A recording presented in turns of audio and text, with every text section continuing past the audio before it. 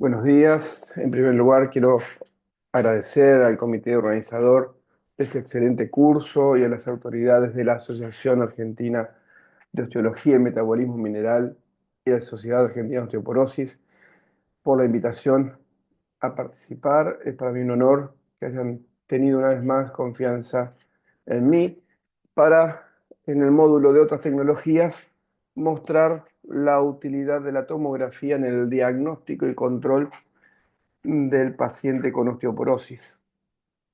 Esta es mi declaración de conflicto de interés y en la charla trataré de marcarles qué nos brinda la tomografía en el diagnóstico y control de la osteoporosis, justificar su uso y la utilidad real de esta herramienta, como así también finalizar mostrando cómo se utiliza esta herramienta para la medición de la densidad mineral ósea.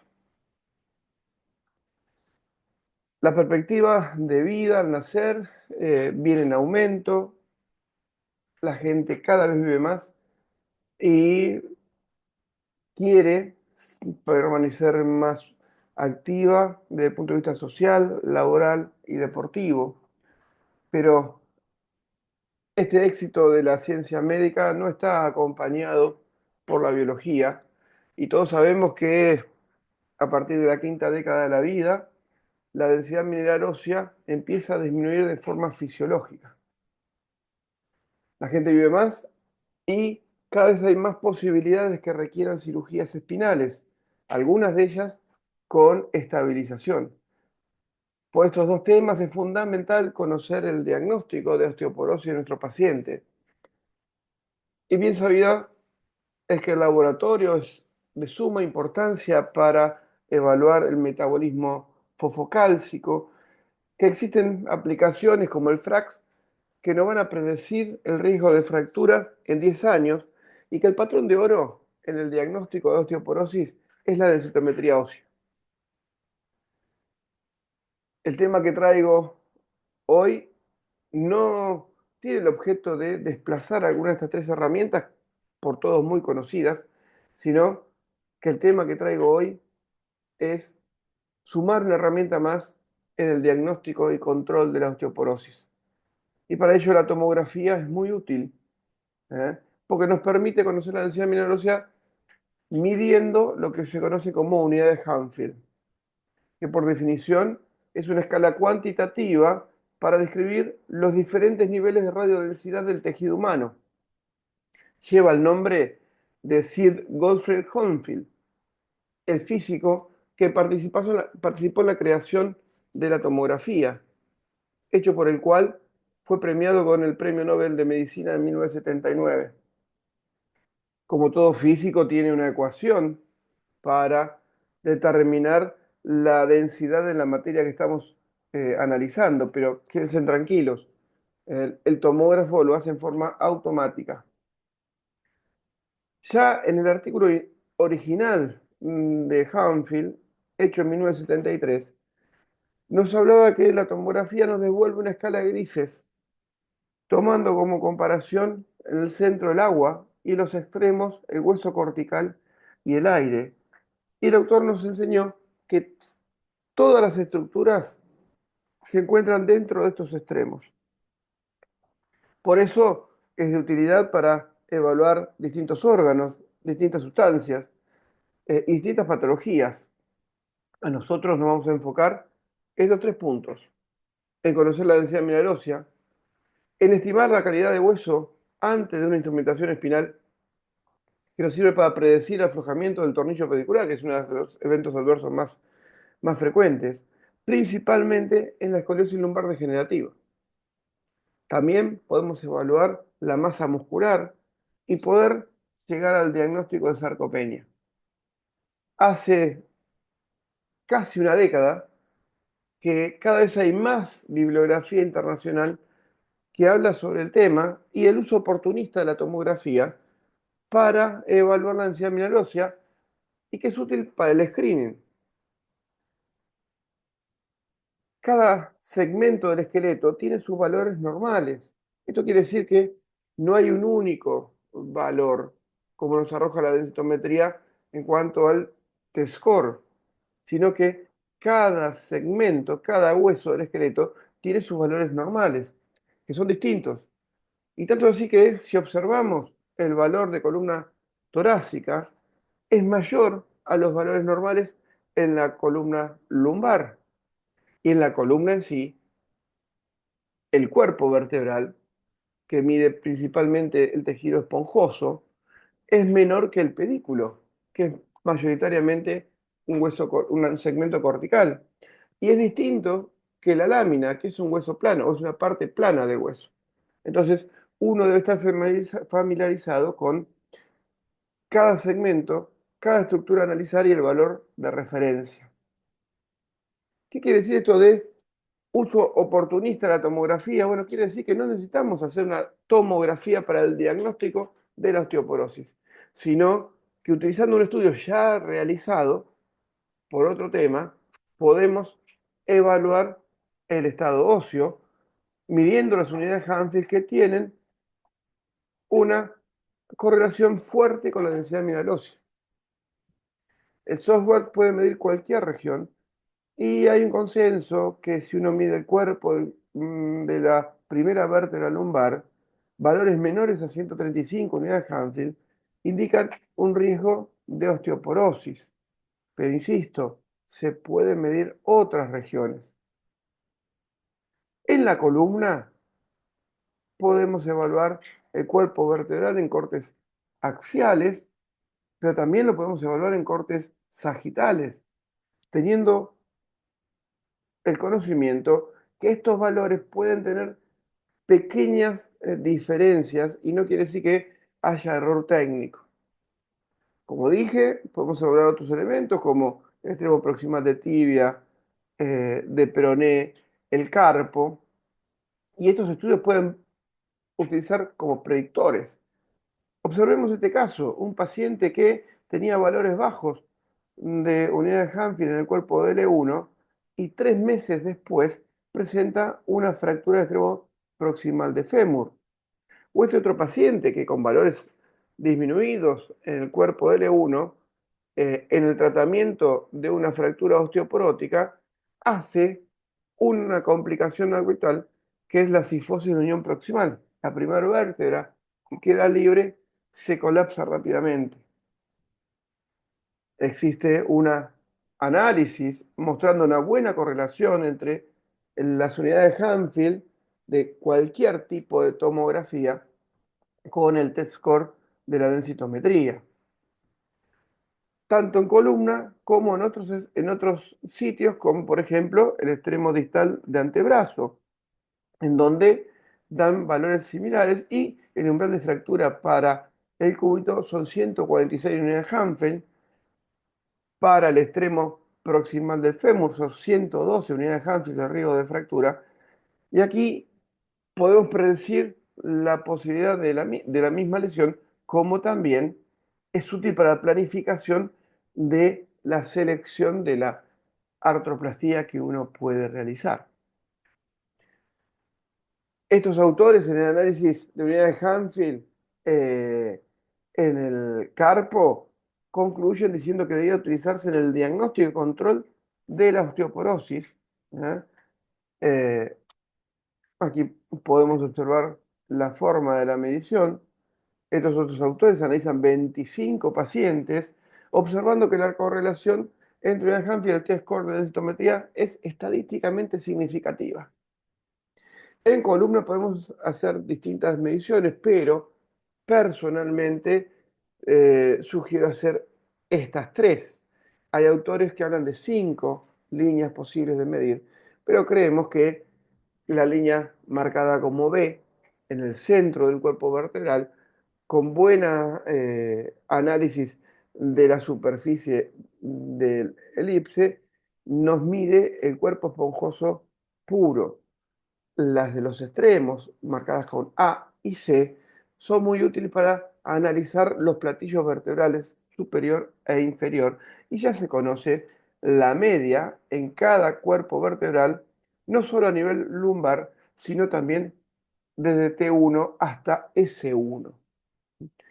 Observen que distintas vértebras tienen pequeñas diferencias en la medición de las unidades Hanfield, con una correlación tanto en la densitometría de columna lumbar, en valores normales de osteopenia y osteoporosis, como también una correlación en la medición densitométrica de la cabeza humeral. En patología degenerativa, la medición de Hanfield por tomografía es muy útil, dado que los fenómenos degenerativos dan mayores valores de densidad mineral ósea en la densitometría. Por ejemplo, en este caso, donde el densitómetro en el análisis habitual, antero-posterior, al convertir una imagen en monoplanar, no sabe si el calcio está midiendo, está en las facetas articulares, en los platillos vertebrales, en los osteofitos o en la propia aorta.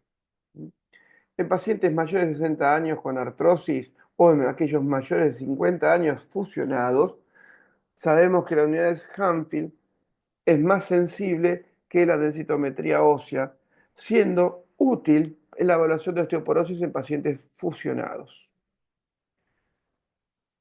Estos autores han analizado la eficacia de la medición, en donde en pacientes jóvenes no hay diferencia entre la densitometría y la tomografía para la densidad mineral ósea, pero en aquellos pacientes, observen que son valores estadísticamente significativos, pero aquellos pacientes adultos mayores, la densitometría da mayor densidad mineral ósea y es más sensible y específica la tomografía.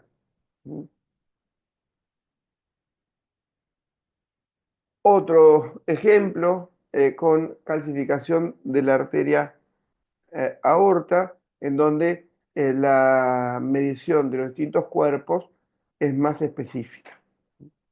Comparado unidad de Hanfield con QCT, con densitometría de columna y de fémur, la correlación en todas las vértebras son estadísticamente significativas. También es útil para el control de tratamiento, por ejemplo, con teriparatide.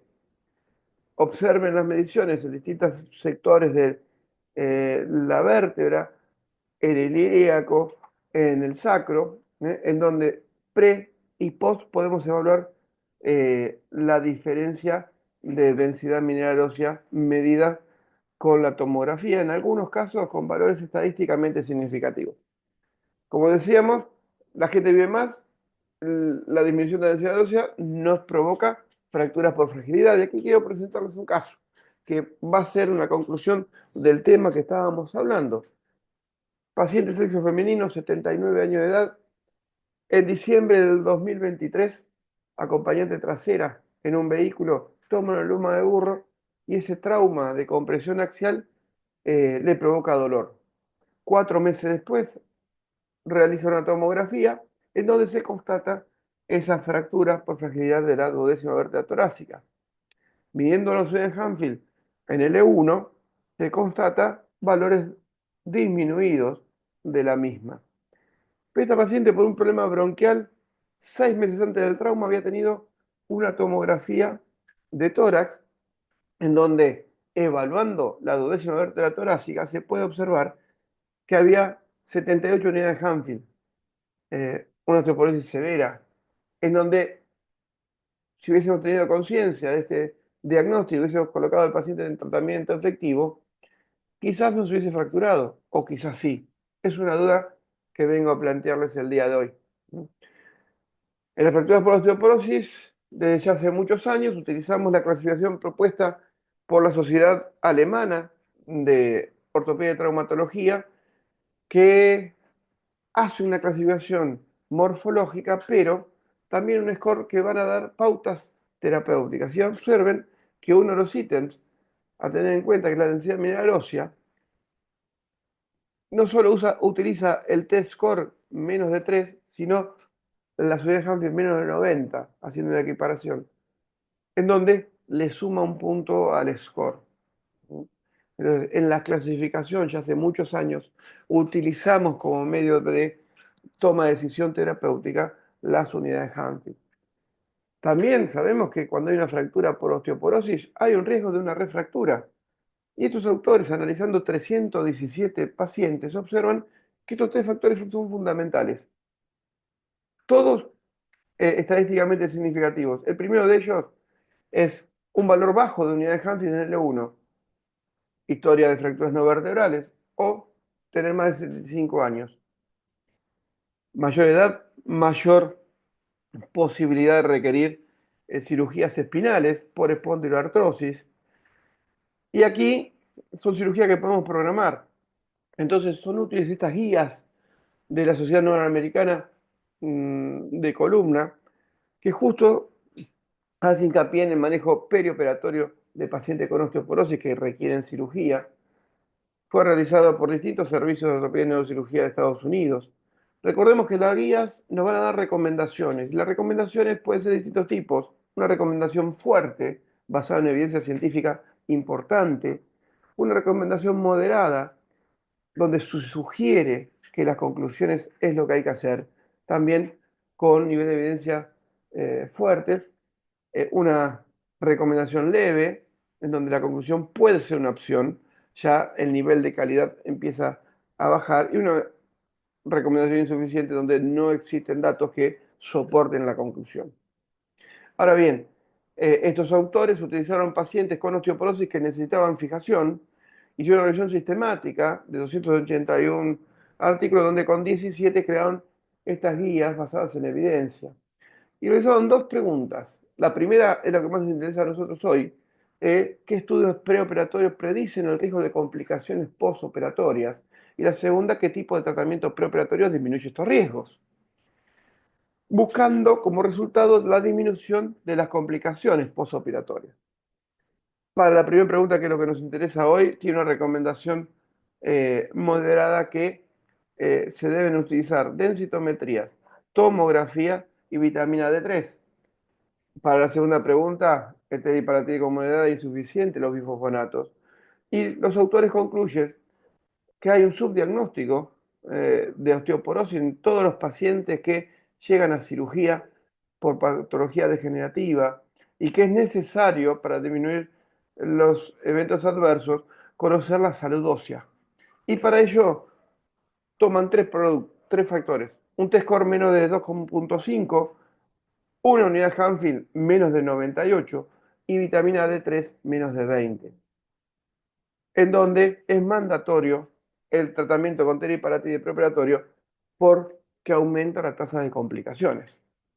Nosotros tuvimos una experiencia en el tema que hemos tenido la suerte de publicar, en donde la medición de Hanfield para el diagnóstico de osteoporosis resulta ser sensible, específica y predictora si se la compara con la densitometría ósea, principalmente en pacientes añosos, y representa una herramienta útil en el planeamiento de cirugía espinal, minimizando el riesgo de complicaciones como aflojamiento de los tornillos, fracturas y pseudoartrosis. En la instrumentación de columna, esta revisión nivel de evidencia 4 de un hospital de California, que tomaron una población para evaluar sensibilidad de tomografía en la medida de Hanfield en funciones lumbares, realizaron una revisión en Merlin, Cochrane y Weiss, comparado con densitometría, buscando en patología no degenerativa y patología degenerativa, y observaron y dieron valor que la osteoporosis se define como un valor menor a 110 unidades de Hanfield, de osteopenia menor a 135, entre 110 y 135. Hay un aumento en el número de cirugías mayores de 50 años de edad. La densitometría tiene un error de diagnóstico, principalmente en fracturas por compresión, en degeneración facetaria, en osteofitos y calcificaciones vasculares, en donde la tomografía con la medición de unidad de Hanfield es más sensible. Y aquí están los 5 puntos, los 5 niveles que uno puede comparar. Recuerdo que prefiero el C. En patologías de deformidad, la osteoporosis se relaciona con una cifosis de unión proximal en el postoperatorio, y estadísticamente significativa se produce más frecuentemente cuando hay un descenso de la densidad de Hanfield y requiere un tratamiento preoperatorio. El- Cuando vamos a realizar cualquier instrumentación en el disco, colocando cajas, existe o puede haber una subsidencia cuando los platillos vertebrales tienen un valor menor de 112 unidades Hanfield. Observen, estadísticamente significativo. Los tornillos pierden amarre cuando hay menos de 116 unidades Hanfield. Y los autores concluyen que la medición de unidades Hanfield es rápida, simple y reproducible. Se puede realizar en tomografías preexistentes y se correlaciona con la densidad mineral ósea. Aquí un ejemplo de cómo podemos realizar la medición. Fundamental es encontrar el primer valor, que es la vértebra. Luego vamos a ubicar la herramienta que se puede medir de distintas formas, pero lo mejor es la elipse, el ROI. Del centro del cuerpo vertebral vamos a marcar esta elipse que nos va a arrojar como medida la superficie de ese área que nosotros vamos a medir, pero también la media de densidad mineral ósea que tiene. Eso se puede hacer tanto en el plano sagital como en los cortes sagitales, como había dicho. Entonces, la herramienta es la misma. En el cuerpo de L1, en el centro, vamos a desplegar esta elipse, esta óbola, que nos va a dar el promedio de densidad mineral ósea en la superficie que uno está midiendo. Para finalizar, puedo decir que la utilización de unidades de Hanfield medidas por tomografía es útil en las pesquisas, en la evaluación prequirúrgica de pacientes añosos y es una herramienta útil para predecir complicaciones de cirugía espinal y para evaluar la salud ósea. Muchas gracias.